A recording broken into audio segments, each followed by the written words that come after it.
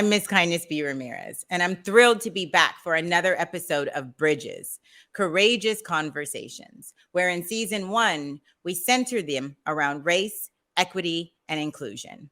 These are critical discussions developed to speak to those who are eager to build bridges and impact real change in our society. As usual, I'm joined today with my co-host, Tiffany Watkins. And together for this episode, we will be spotlighting the topic of colorism. Hi, Tiffany. Hi. Wonderful to be back. Yes, today's topic is colorism. And today's conversation is going to be a little bit more personal for me as I will have a dual role. You're used to seeing me as co host, but I'm going to also be a guest today. So I Yes. am excited to get started uncovering and unpacking the impact of colorism in society. Absolutely. We are going to dig a little deeper into it, define it, give some lived experiences, and that's where your roles are going to change. Because today's episode is special. I'm actually really excited about it because it touched me when we started the conversation with your daughter, Tiffany. And so Winnie Watkins is one of our guests, and she'll be joining us alongside Crystal Whitaker. When I talk with Tiffany and her daughter, that's when she'll shift a little bit to share more of her lived experiences with you raising a biracial daughter. Here in the US, colorism is a thing. It's very real within the Black community. In fact, it is very real, and other communities of color, in fact. So I'm excited to talk to 3 amazing Black women on stage today. We are joined by Winnie Watkins and Crystal Whitaker for this episode of Bridges, Courageous Conversations, Colorism. Welcome, ladies. Hello. How are you doing today? Doing well. A little sleepy. I feel like that's me all the time. I always can take a nap. Yeah. And a hint of like tenderness and vulnerability coming into this conversation, to be completely honest. Oh, thank you for that. I'm going to tell you the Bridges stages are built to be safe. So this conversation is, while raw and uplifting and upending at times and vulnerable, its goal is to share and teach. Our viewers really want to know what's going on. They want to understand. They want to delve deeper into these topics, and they care. They care about doing work that is anti-racist, that is intentional, and that will, like I said, impact real change. So I really want to thank you both, Winnie and Crystal, for being here with us today. We are looking forward to this conversation. Colorism is something that's kind of hiding in plain sight. It's there. It's like not as big of a word as racism or not as scary, but in fact, a very real and giant part of racism. It is the manifestation of it in everyone's lives and in all communities, including those of color. So that's what we're going to talk about and share today. Yeah, and I'm really excited to talk to mother and daughter, Tiffany and Winnie Watkins, about their experiences and Winnie's experiences as a young woman in society who is biracial but can live and be white passing is the term that we call it. So we'll talk about that. So welcome, ladies, again, and thank you for being here. We'll just jump right into it. Let's just jump right into it. That's what we do here at Bridges and have the conversation. Winnie, tell us just a little bit about, who you are and why it's important for you to have this conversation. Absolutely. I have this sort of interesting perspective on life. Most people see me as a white passing person. And that has affected a lot of my life, a lot of my friendships. Because, people, when they think that they're in a space of just white people, they act differently. They say things that they normally wouldn't say to the face of a Black person. And I get to hear those things. And, it really hurts seeing people who I thought were my friends say these awful, terrible things about really me, about people like my family. It's ruined a fair number of my friendships. You know, Yeah, so it means we need to talk about it. It needs to be absolutely. discussed. Yeah. Yes, totally Yeah. agree. Thank you. I mean, I'm saying thank you for your bravery because I know you're so young, but I really appreciate you putting yourself out there and having this courageous conversation with us, and we'll get Absolutely. into it a lot more with you and Mom Tiffany in a bit. But thank you again. Crystal, I know are also biracial, and I can see you, and I do see color, and I see your beautiful brown skin, and I want to ask you, why is it important for you to be here and be a part of this conversation? It's important because people need to understand the harm that colorism can cause, no matter how you present, on the spectrum of color. For me, I have my own unique lived experience where I am biracial, but I grew up with the white side of my family. So I didn't have access to the Black side of my heritage at all growing up. And I experienced a lot of things within colorism when I ended up in, a predominantly Black school in middle school, but I didn't have language for this. I didn't have the understanding. And I know that I am not the only biracial person living in the world who has that experience of not having access to the Black side of their heritage and having that understanding of what is happening when they are being othered or singled out, or they're experiencing microaggressions from the community of people that they look the most like, but have a hard time relating to because of the home life that they have. That is going to be a really important part of today's conversations. Thank you for that, because language, how we sound, how we speak, access to culture, and how it shapes our identity, man, so key and so important for people to watch and learn from. So I'm going to ask you to define colorism for us. For me, actually, you know what? Not even for me. Let's just do a broad stroke. Yeah, let's take it back. Yeah.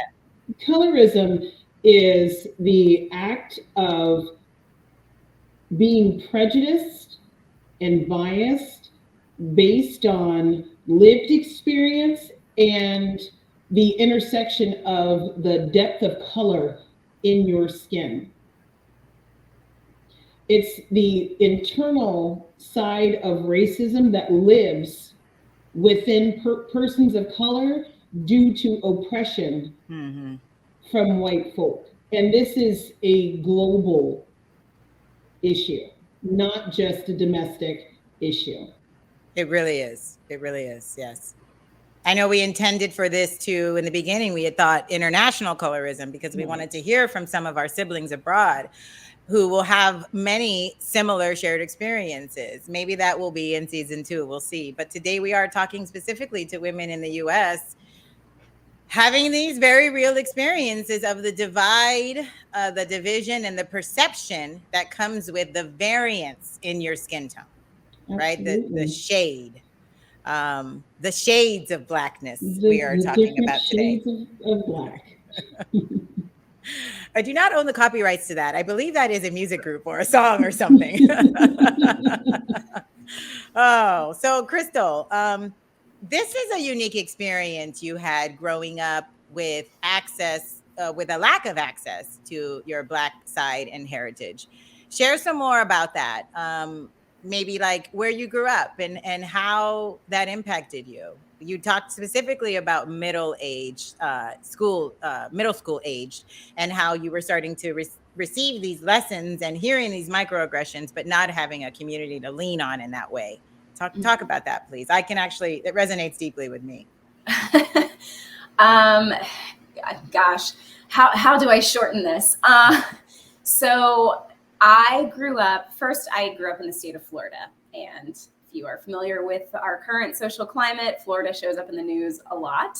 And the parts of Florida that I grew up in as a young child I was in predominantly white rural areas. And from birth until I was 8, I lived with my mother. We lived in these very rural parts of Florida where I didn't actually see a lot of people that looked like me. My family, there weren't a lot of family friends that looked like me. And when I was about 10, I was 9 or 10, I by that point was living with my grandmother, and she wanted to be near her sister. So I was pulled from the school that I had gone to all throughout elementary, 5th grade, and moved to North Florida, another rural part of the state. And the school that I ended up being put in was not an elementary school. It was a middle school, and 5th grade was the lowest rung. So that alone was already a little bit of a shock. Mm-hmm. And the school was a predominantly Black school. It was the first time that I had ever seen so many faces that there were skin tones that resembled mine. Mm. And as I can remember as a kid feeling this weird mix of excitement, curiosity, and fear. And I think the fear outweighed that excitement and curiosity because I was in this unfamiliar place. And the narratives that I had absorbed throughout my childhood about Blackness because of the rural areas that I grew up in, surrounded by predominantly white people, they really sunk in. And I actually remember the first day of school that I went into this classroom, and I remember all of the kids like looking at me and whispering like, "Oh my God, she's so pretty. Oh, look at her hair, all the things. Oh, her skin's so pretty." And as a 9 or 10-year-old kid, I'm like, "Oh, okay, cool. Like I'm like people are gonna like me. This is great." That did not last very long. Mm-hmm. Because what happened? Well, how did they shift? Oh, I was bullied, hardcore bullied. I remember some of the more popular girls, they would corner me in the bathroom. And I'm a tiny person. I was a tiny child. Mm-hmm. I can remember being literally like held up where my feet were dangling against, bathroom stalls. And girls just saying things to me like, "Oh, you think you're all that because you have light skin and you have pretty hair and you talk proper." Just things that I couldn't understand because I thought I was being nice. I was just showing up as myself. I wasn't saying. And you were 10 years old, I child. was 10 years old. I had no language, no understanding. And you said too, these narratives, because let's not assume that our viewers understand the narratives that you were receiving. Let's go back to that for a minute if we can. What is it that you went into the middle school having heard from the other rural part of Florida that you lived in? What were some of the fears and anxieties that you had? That Black kids can be mean. It was going to be a really rough school because of the demographics, and even things that are incredibly harmful that people still have conversations around now around cleanliness. Like like the classroom might stink a little bit because of hair or just hygiene in general, things that like I had no reference for, no reference to understand if these things were actually true. I was just kind of going off of the things that I had absorbed, from distant relatives, friends of family, things that I saw on TV when I did have access to any sort of media, which we know what media can do to our culture as well. Mm-hmm. So yeah, things that are really harmful, racist stereotypes meant to keep people oppressed. And how did it feel to be a Black girl with brown skin hearing those things? Was it in your mind, was it like, oh, that's just the darker brown skin people, or that's the darker Black people? Do you remember? Vaguely. I think that because I grew up surrounded by whiteness, in hindsight, when I think about how I was and what my own thought processes were, I think that I thought that I was special because like I'm different because I'm not like them, which is incredibly problematic. And I acknowledge that. I was a kid and I didn't know any better. I think it was this belief that, well, that's not me because I'm not raised in the ways that they're raised, but I don't even know how those kids were being raised. Right. I I'm think feeling Tiffany. yeah, no, that's really truly impactful, Crystal. Thank you for sharing that. And I think that is the side of racism, colorism that folks don't get. Even our people don't quite understand how detrimental that is. That is almost entirely. Now I'm from the West Coast, and that is almost entirely my story growing up. And there's a huge amount of age difference between you and I.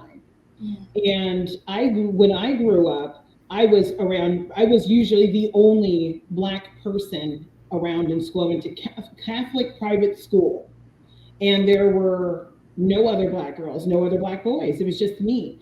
And so when I was introduced into more diverse environments, I would think, well, there's people who look like me. I can find acceptance over there. Not that I wasn't accepted by my friends. It's just, we see people who look like us. And I was not accepted. I wasn't accepted because I was different. I dressed differently. I spoke differently. I look different. I'm not an incredibly dark person. My family, I'm not half and half mixed like my daughter, but I am mixed. My family's from the South, and many of us look this way. This isn't makeup. This is me. This is what I look like. And so when darker girls would be around, they would have things to say about me. They would call me things, the typical things, Oreo cookie. I've got that one too. White. Now that's Raise your hand if you've heard Oreo. Absolutely. And these things are very detrimental. And I don't think we take time internally as a people to unpack those things. And they are a direct result of oppression. Yes, absolutely. Of the divide created within us. And the history continues through practice of things like good hair and bad hair, and the food that you received based on the color of your skin, and whether you got to be inside the house or outside the house during slavery, and language and use of it, and access to being able to read. And as we move through, right, we come through Jim Crow and the policies, and then the hair policies that said, if your hair is this way, you can't work here, and Afro limitations. And so this is how we've seen it just come from history forward. And I, would like to share here in that it's just such an impactful topic. I too share your upbringings in that where I was schooled was all white and an upper middle class area from kinder through all of my grades, including university and graduate school. I was the minority, always one of the first in my elementary for 4 years, in fact. But at the same time, I was deeply rooted in a 5-generation Black family that I got to go to LA on the weekends because my parents were divorced and we moved, go and hang out. All my cousins, grandmother, traditional practices. Anybody could spank anybody's kids, whoop anybody's kids is the right language. And if you said something over here, you were going to get tattled on over here. And that really showed me my strength. But because my schooling was in Walnut, I say the whole word like this. And so I was given power in my Black family. They would call me the proper cousin. They would say, oh, have kindness call customer service. And so these were the things that came into my brain. Like, okay, when I would leave my Black family and come back to a white community, I felt emboldened to take what they had, not in a bad way, not take from them, but learn, get all this good schooling and go back over here and share. And so, and I have such a big family, many of whom are college educated, thriving, but they live in a different area and they're surrounded culturally and socially by Black people. And I still am not, even as an adult now, middle-aged woman, I'm still living in the same area. So this conversation, we can go there. So something has come up about the history of this. Let's delve deeper into that. Where did it come from, right? We can say we know slavery, it came from slavery, but why does colorism so uniquely, do you think, impacts our community in the way that it does? You mentioned this is oppressor, so talk more about that. So, look, slavery, and a lot of times people say, well, slavery was so long ago. Why are we still talking about this? Well, we talk about it because it still impacts us daily. And those who were house Negroes Mhm. We know there's a different word, but let's just keep it slightly clean. It was house Negroes were given a certain level of privilege amongst slaves. There's a difference if you're out there getting beat in the fields versus if you're inside, learning to read little small worlds with the, little small words in books with the lady of the house.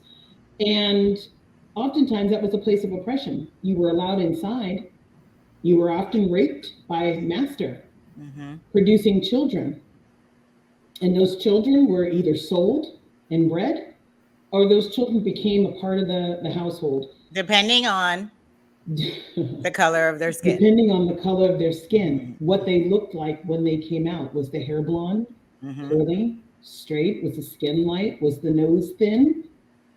So, because we've always been picked apart like this historically, it's been the trickle down effect. Mm. You ate better foods with lighter skin closer to the house. You had more opportunities. You got the hand-me-down clothes on church day, on Sunday when they parade their slaves around, whose Negroes look the best.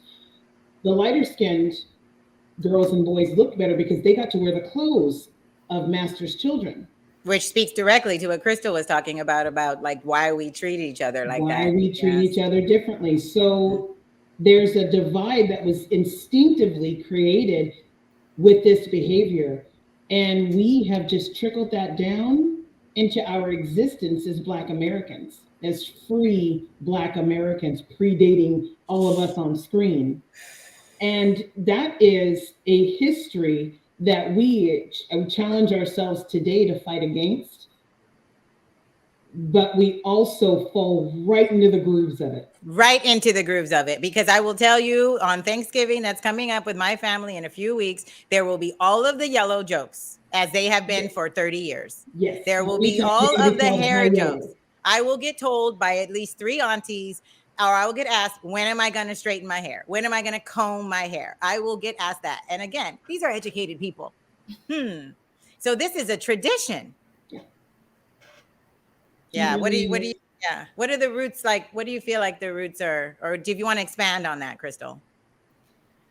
Well, I mean, talking about the history of it and how it does stem from slavery, you hit on all of those things that I was like, are we going to talk about this? Yes, absolutely. But the trickle down effect of it, one of the things that comes to mind is, I don't know if you remember a handful of years ago when that movie Straight Outta Compton came out, and the casting call for that movie was leaked, and how it went from the A girls, the B girls, the C girls, the D girls, and the description of the women that would fit that A, B, C, D stereotype. And how at the top they were like the light-skinned girls with the natural hair, no weave. These are like the hottest girls. And then the B roll were like, it can be a little bit darker. I mean, it was actually in a casting call. And it went down, and the D girls were like the dark girls. Maybe they're a little overweight, they're African American, it's fine if they have weave.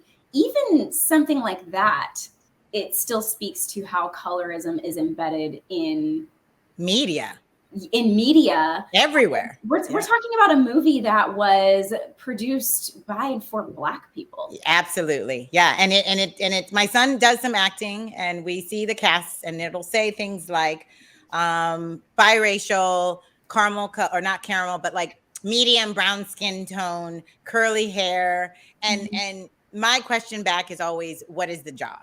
Right? Because I know you're casting for a specific character. That's okay. But what role are you putting that character in? Exactly. Yeah, we encountered those same types of things when Winnie was small. She did some commercials, and they would call for biracial children. And when we would go in, and I opened those doors, and you send them in she was 3-4 years old at that time. And we send the child in, and she come walking right out. And I'm like, why are you walking right out? What's going on? The first time that happened, I didn't understand. We said biracial. Did you read the casting call? I threw open those doors, and I said, was there a problem? This was for biracial children. Only You if didn't, this is a ma'am, biracial Miss child. Watkins, you did not read the casting call. We Right. said this is for biracial children. Right. So it was interesting how we could no longer take those calls. You know, Because that's we just didn't fit the bill. That's perfect. This takes me right into this childhood of Winnie. And welcome, Winnie. You've been so quiet over there. I love you to death. It's so perfect because this is a real example that you just gave, Tiff. Like, I took her into a biracial casting call and they sent her out and said, no, that's not what we're talking about. And that is, in fact, because Winnie, you, despite being or inclusive of being half Black and half white, are truly white passing. You can walk into a room and most people in the room don't know that you are biracial, correct? Yes. So take us back to childhood and being that 3 to 7 year old and some of those beginning lessons on, that's when children learn all their values. So I know you have a strong Black mother and you were going out in the world having these experiences. Talk to us about that. What's that like in the 5-year-old Winnie? Absolutely. You know, one of the earliest questions I can remember being asked is, are you sure that's your mom? Or are you adopted? And how do you know that you're not adopted? And that hurt my feelings so hard because I didn't understand that people didn't see us as typical mother and daughter. They thought that we were abnormal. Whereas, you know, that was my life. That's all I knew. I thought that was normal. And it is normal.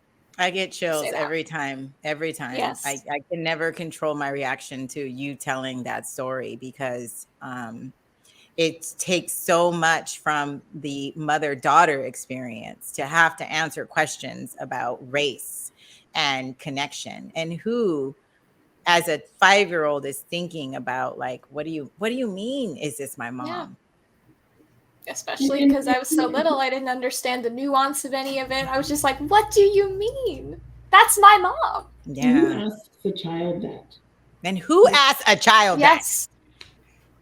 that? Them, the people who are privileged. You can relate to that, Crystal.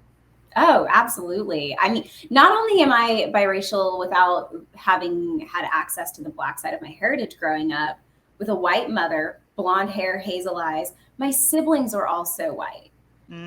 So even that in my mind, when I learned the word adopted, I would ask that. I'm like, am I adopted? Like, why do I look different?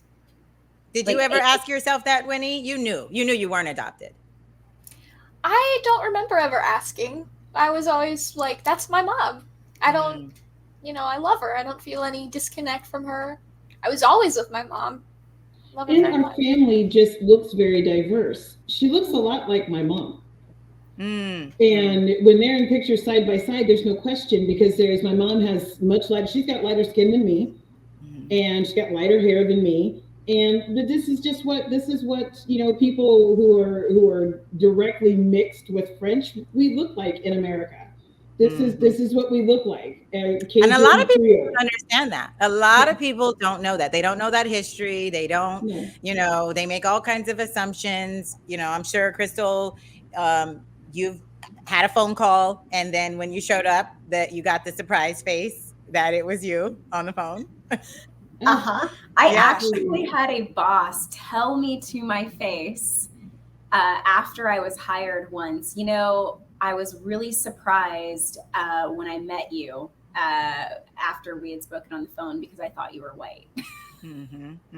That speaks to the sounding white versus standard English, right? Or access to language early on, and then how it's associated with class and access if you speak a certain way. God, there's just so much to unpack here in this. Tiffany, what was it like for you as a mother when, because you said, and who asks a child that, right? So you're standing there potentially close by in some situations, not there able to protect her, right? Because you know what it's like, your heart's walking around outside without you. What's that experience like as a Black mother and you being questioned about your child? It was devastating. I waited a long time to start my family. And it was very intentional how I started my family. And so I felt slighted like someone took away from my experience every time it happened. Every time we were put into a situation where it was challenged if this was my baby girl, Mm, I felt I felt diminished. I internalized a lot of it so that she wouldn't have to, mm, and because that's what we do for our kids. already. And so race and this biological questioning by strangers should not be a part of the motherhood experience. Right. Treating me like and you know what's really funny is that treating me like I've stolen Mm, someone's, a white woman's child. Like I'm mm. trying to take ownership of something that I don't deserve. And people did that, right? People Mm. asked you, like, and people asked Winnie, "Is that really your mother?" To check to see if she was safe. Look, let me give you another scenario, because we're chock full, because our lives have been very interesting. My daughter is 21 years old. When she was young, she did have a little bit of a fever issue. Happens in kids sometimes. She outgrew it. But one time when we were in the emergency room, we were, you know, you go in, you're triaged, and they get quickly into a room, and they're determining what's wrong, and we're sitting there. And I happen to open the door because I'm impatient, and those of you who hear me, you know I don't keep quiet about much. I open the door to see, hey, where the hell is someone to help my kid? And I see on the door a sticky note. You know, the file is in the little container, and a Mm-hmm, sticky note mm-hmm. with our last name and my telephone number.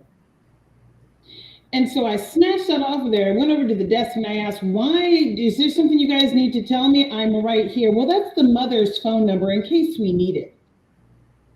Mm. And I said, so if there's something that is going on and information that were needed, you're trying to track down this patient's mother. So they thought you were the nanny?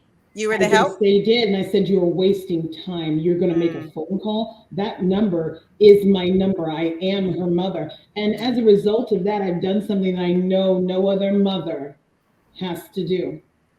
And that is walk around with my daughter's birth certificate mm. in my bag, because I knew I had to.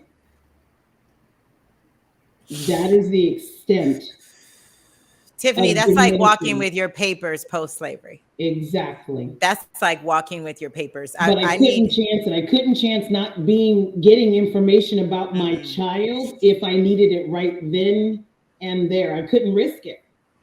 So I had to do it. And this is Winnie, will you tell us how old you are? I'm 21. So this is 2001, y'all. This is not 1970. This is not 1965. This is not 1912. This is not Reconstruction. This Nope. is in the Right on, right 21st now. century. These experiences are still, oh man.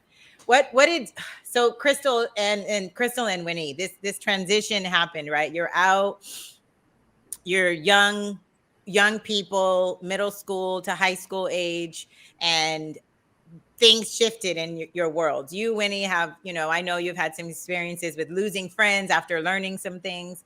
And then Crystal, I really want to hear how things continued to shift after you began going to the Black school, and how that's impacted you now, your relationships. Like, what's your community look like now after that? Oh, well, I'll start with what my community looks like now. I have a very diverse community. I think that because of the experiences that I had growing up, I was very thirsty for diversity and understanding, like having connections with people who have different lived experiences so that I could understand better. Mm-hmm, mm-hmm. As far as my experience with school, I actually I moved back in with my mom in 8th grade because I couldn't take the bullying happening at school. And I moved back in with my mom when I was about 13.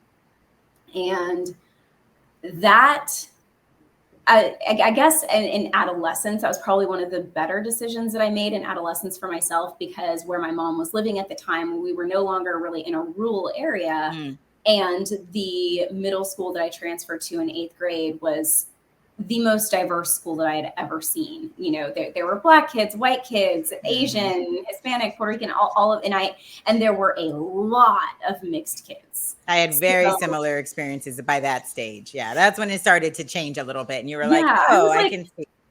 Yeah, like, oh, okay, like maybe there's some community here. And I ended up in high school, I had a lot more white friends than I did Black friends. And I think that that's just what happened naturally, right? Because of the Oreo-ness of me, right? And who you could identify with because of the way you had grown up. Right, exactly. But I always felt cared for by the friends that I had in early high school. I had some ones that ended up being questionable later on in high school that, you know, those friendships did not last. But I found more community being in a more diverse population than I had ever had when I was in a predominantly white population or a predominantly Black population.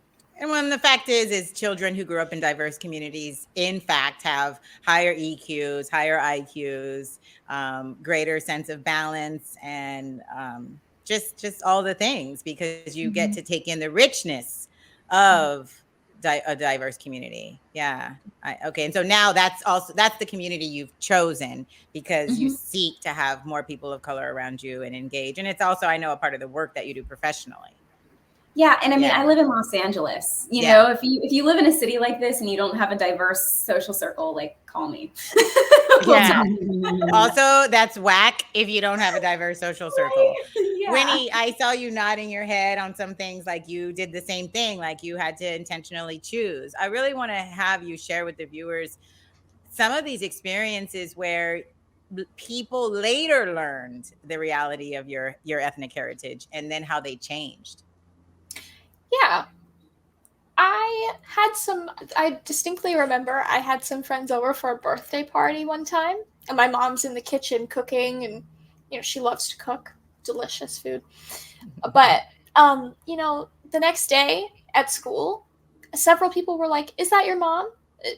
Why was there a Black person in your house?" I'm like, "What do you mean? That's a very weird question to ask me. That's my mom."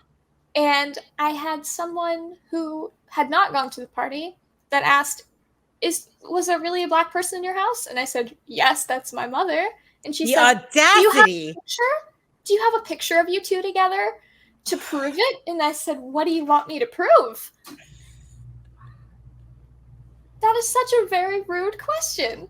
It's privileged. It's a very privileged question. It is the way, I'm assuming this person was white asking you this, and they get to do that, right? They get to just do that. It's always been allowed. Yes. So go on, please. Yes. It just made me feel so small. I felt like I really didn't belong anywhere with my, you know, with my group of friends that were now all asking me these questions. At a very critical age, right? I was in middle school. I was learning so much about myself and about people around me. And I didn't like the way it made me feel. My friend circle got so much smaller, you know, to the people that were normal and not being racist. It was awful.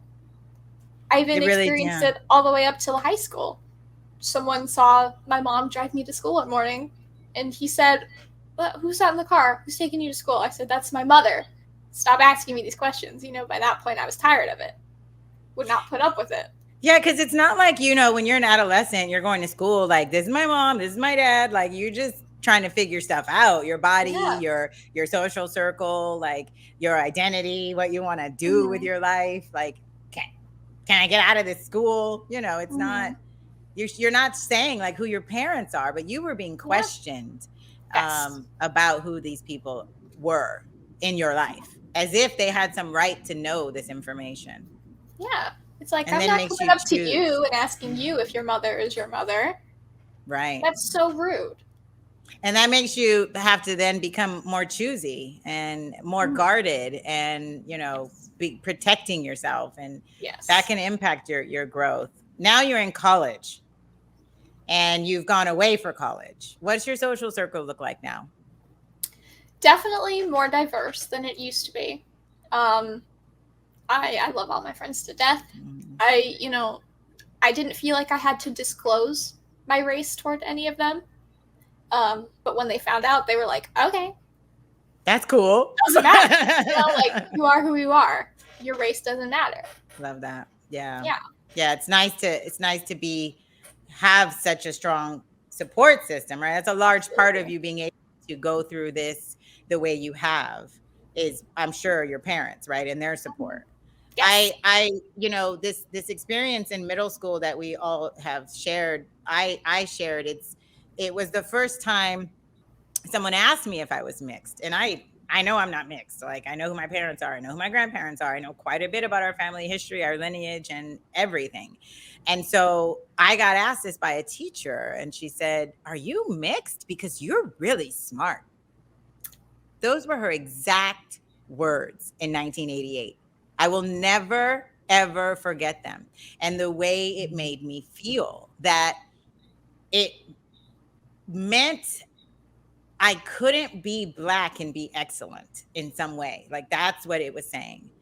And I had, again, I mentioned this very strong family core. Of course, I went straight home and I was like, "Mom, she said this to me. Like, I know that's not right, but like, it doesn't feel good either. Like, there's all these things." And my mom was the kind of mom that was always up at the school doing something, because I was always the only Black kid. So there were so many times that she had to go defend me.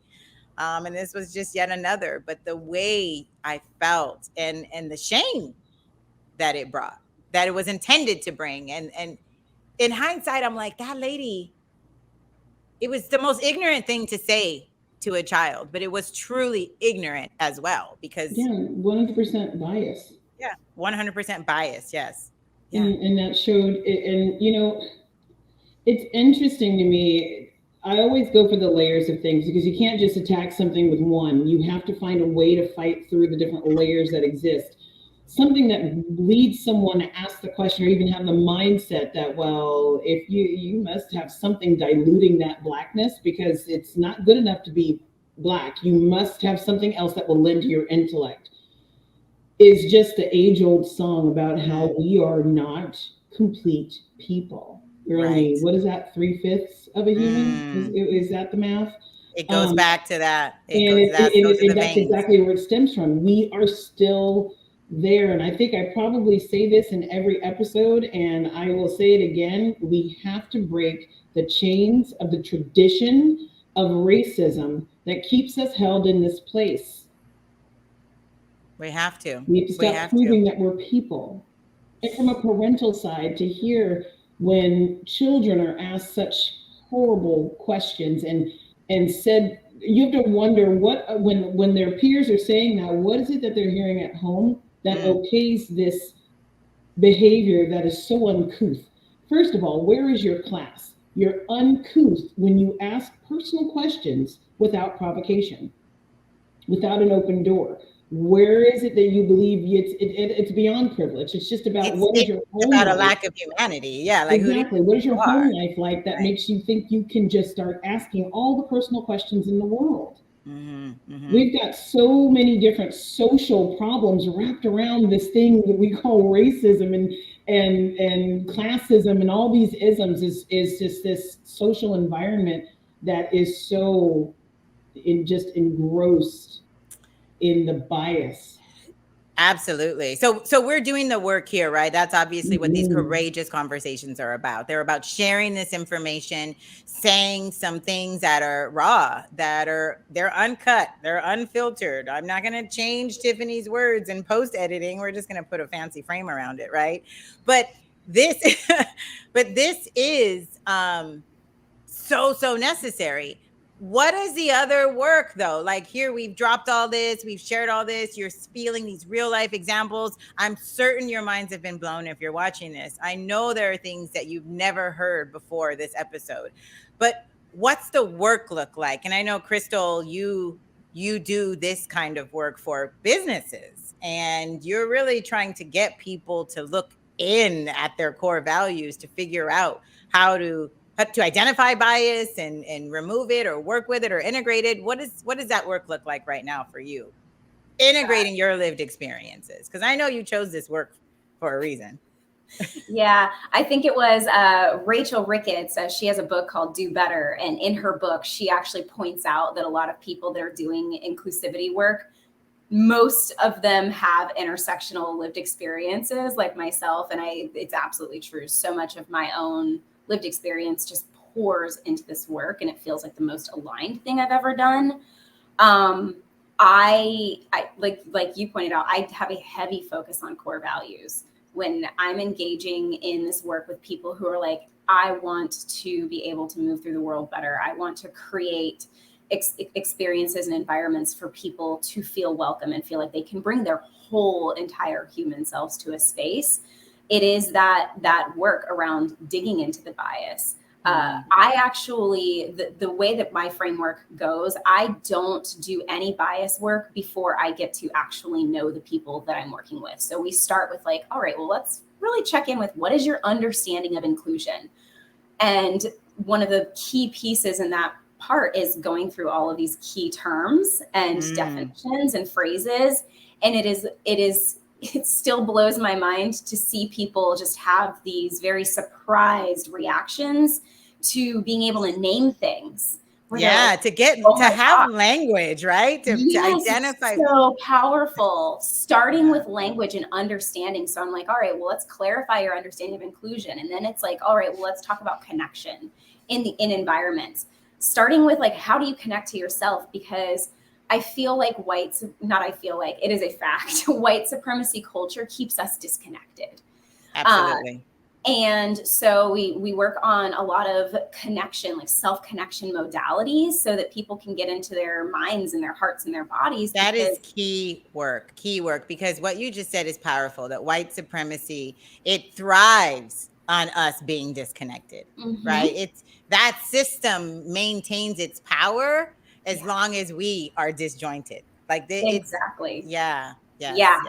So doing that with them, because a lot of times I want people to understand how they connect to themselves and how things feel and show up in their bodies before we start doing any work around like, what are your core values and, how do you disrupt and identify bias? Because when you get to that work, that's the uncomfortable work. Yes. And you need to know what is happening before you can start getting in, because if you don't, then you're more likely to shut off and shut down and disengage from the work. And that's not what I want. So I want people to understand who they are and how they feel in different scenarios, how they actually want to connect in the world, and understand what they value so they can speak through those values. And then when we get to that part of bias, and they are answering really challenging questions, and we're having really challenging conversations around those questions, they are able to more easily discern if that bias that they have, like, is that really theirs, or did they absorb it from somewhere else? Did I pick it up somewhere else? It's not, I've seen your steps. Your values showing up. Yeah. Yes. How are they showing? This is a humanistic approach. Like this, you're talking to humans here. I know that your work is not directly centered around race, but it's all the intersections, but it's a human approach. The people who come to you, though, they are ready to do the work, and they come because they want to be better. Yes. How do you move in the world, having that mind, having that business mind, and wanting to kind of like do this work everywhere with the naysayers? Or do you even bother? Do you go, I don't even engage in that? I have tried to engage in the past, and I have put myself in very harmful situations. I don't engage. If somebody says something in my presence, or they do something in my presence, I'm first evaluating like, well, how much do I know about this person? How comfortable do I feel in this scenario? If I am going to say, hey, why did you say that? Or why did you do that? Do you know how that could be harmful in reasons X, Y, and Z? But if it's someone that I'm like, because the unfortunate part of biases is that there are some biases that hold a little bit of truth, especially if we are, considering someone in a MAGA hat, for example. Yes. I might have a harder time engaging with that person. So I'm going to protect myself first and foremost before trying Understood. Understood. It's using our judgment to discern what situations we should interject into our own energy too, and what it's like, how it can be handled, right? Because Tiffany, you have strong energy, so sometimes you might be like, you know what, I'm stepping into this with the MAGA hat guy. Right. I will pretty much talk to anybody. I will talk to those who are opposed. I have done that. Back in the day, I've had great conversations, and I will say great conversations with skinheads. Yeah, I'll avoid the MAGA hat guy now. I'm tired. So I will have these conversations. It's for enlightenment on both sides. I want to know why you think the way you think. I always want to know what it is that is in your existence that makes you. I know why I think the way I think. So what do you give Winnie? What are your actionable items that you give Winnie? Like, how did this shape you as a mother and turn into lessons that you gave to Winnie? The biggest lessons for the type of bias that she has encountered and the type of the racisms that and I say racisms because there's 2 or 3 different types that she's encountered. I give her the strength and power of voice, that she can choose to use her voice whenever and however she wished to use it, right? I think that's super important for both my kids, really, is that they use their voice properly and where it empowers them. I think second the line of that is to have a lot of knowledge about culture and a lot of knowledge about where we come from as a people, and to find value in that. Because that's really what's missing from a lot of communities of color, is the value in being that community of color. Because it's very difficult when everything's dilapidated, when there are no opportunities, when there's medical disparity, when there's workforce disparity. There's a lot. Messages in the media are saying you're bad, or saying exactly. And so that's the tough action that has to be done, because the work outside of that is wonderful and thriving and beautiful. But we have to change our internal speak.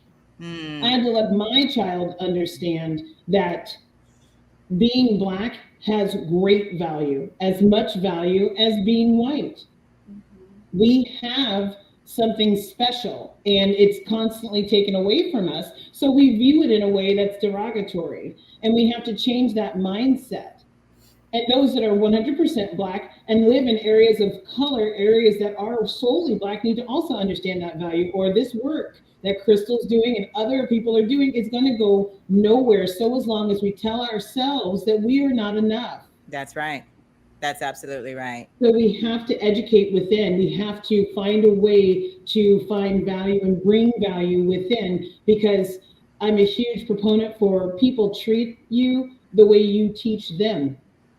That's right. We have to teach folks that we are here, we are special, we carry power, and that we won't be dismissed. We can't throw it all at the white man's feet and say, well, that's the reason why I don't have a job, when you've chosen to not find value in your community, so you spray paint it. When you've chosen to not find value in your community, so you stand on the corner with your pants sagging. We have to make internal changes if we want to be emboldened to have a better outlook. Absolutely. You know, we really have to teach people how to treat us. Yep. We have to. Have you learned that lesson by now, Winnie, at 21? Do you know that you have to treat people how to teach you? I mean, yes. Teach people how to treat you. Yes. Say that 10 times. Right? But yes, I do feel like I've learned that lesson, being ingrained in me since I was little. Yeah. Having that community. This is one of those shows that you want to go 2 hours, because the conversation is so enlightening, and it's been so thorough, to be honest, that I love the fact that we got to look into your family a little deeper, Tiffany. And I want to thank you both for sharing so many vulnerable moments in that mother-daughter relationship. I thought would be so valuable to this conversation, because we don't get to see it in that way. We could share our individual experiences. So many are similar in our school age time, and how we interfaced as we were developing, right? Becoming adults and adolescents and all that brings. But to hear the audacity of the privileged through the eyes of a mother who was just trying to raise her baby. I think that is a story that resonates around the globe. Um, and same, Crystal, with you having a white mother and then not having access, interfacing with your community, your own community, and having to face those messages, right? The narratives that you had been told, and then changing them at the same time going through adolescence. It's just it's a lot of work. And again, we're talking about, I was born in 1978. So we're not talking about like a long ass time ago. This is right now. This is happening right now with employers today. I think the reason why I have locks is because I was rebelling against the narrative that I was in any way mixed, because no, all this brilliance is coming from all this blackness. And that's what it became for me. Now, obviously, I'm raising biracial children. So we talk about the importance of just respecting and honoring all of your ancestors. But that's a lot of work. And that's the work we do here. That's the actions we. Another powerful conversation, another Yes. beautifully powerful conversation. I definitely thank Crystal and my daughter Winnie for sharing with us today. It was an interesting time being on both sides of the panel, and I am grateful for it. It was so good. It was so good. Another raw, courageous conversation. This episode, I hope you had your pen and paper while you were watching it, taking deep breaths and listening to understand. This has been Bridges, Courageous Conversations. I am Mskindness B. Ramirez, my co-host Tiffany Watkins. Today we were joined by two guests, Crystal Whiteaker and Winnie Watkins, and we talked about colorism. Thank you.